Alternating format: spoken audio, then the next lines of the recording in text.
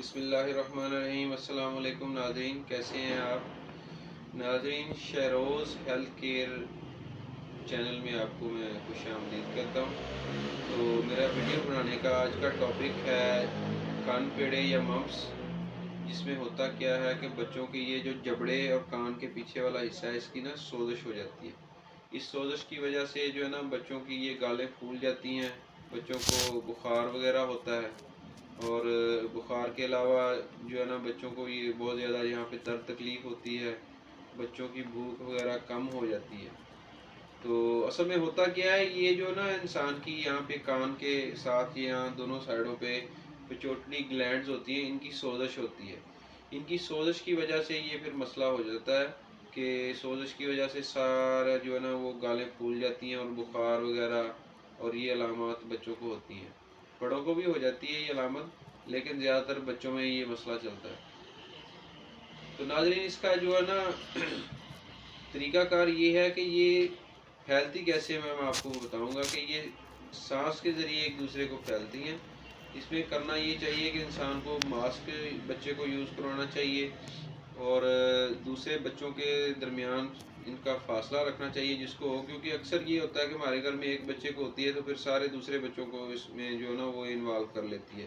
وہ یہی وجہ ہوتی ہے کہ ایک بچے سے دوسرے میں ٹرانسفر ہو جاتی ہے، اور بچوں میں کیونکہ قوت مدافعت جو ہے، جس کو امیونٹی بولتے ہیں، وہ کم ہوتی ہے۔ اس کی وجہ سے بچوں پہ یہ وائرس جو ہے نا زیادہ اٹیک کرتا ہے، بڑوں میں بنسبت بہت کم شاذ و نادر ہوتا ہے کسی میں۔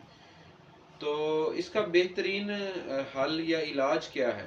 اس کا بہترین علاج یہ ہے کہ آپ ایک کپ دودھ لیں، اس میں دال چینی کے چھوٹے چھوٹے 3 پیس جو ہے نا اس کو گرائنڈ کر کے وہ دودھ میں ڈال کے بچوں کو صبح دوپہر شام پلائیں، اور ساتھ میں یہ کریں کہ کوشش کریں کہ بچے کو اگر فیور زیادہ ہے تو اس کے لیے آپ اس کو بروفن وغیرہ کا جو روٹین میں سیرپ ہوتا ہے وہ پلائیں۔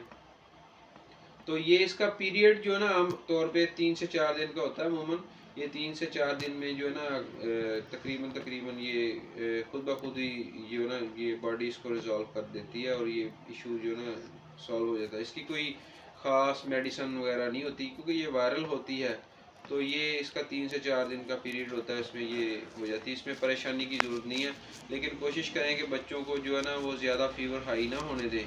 اور دوسرا یہ ہے کہ اگر بچوں کے زیادہ جسم میں درد ہے تو اس کو بس بروفن دیتے رہیں، تو انشاءاللہ تعالیٰ یہ بچوں کو یہ مسئلہ حل ہو جائے گا آپ کا انشاءاللہ۔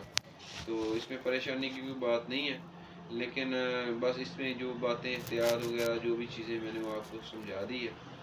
تو ناظرین، میرا یہ چینل شہروز ہیلتھ کیئر کے نام سے ہے، تو آپ کائنڈلی سب لوگ اس کو جو ہے نا لائک بھی کریں اور سبسکرائب بھی کریں، اور اگر میری کوئی ویڈیو آپ کو پسند آئے تو اس کو دوستوں کے ساتھ شیئر بھی کریں، اور اپنی دعاؤں میں مجھے یاد رکھیں۔ انشاءاللہ ملیں گے پھر نیکسٹ کوئی اچھی ویڈیو صحت کے حوالے سے، آپ کو انشاءاللہ مزید مشورے چلتے رہیں گے، ملتے رہیں گے انشاءاللہ۔ اپنی دعاؤں میں یاد رکھیے گا۔ فی امان اللہ۔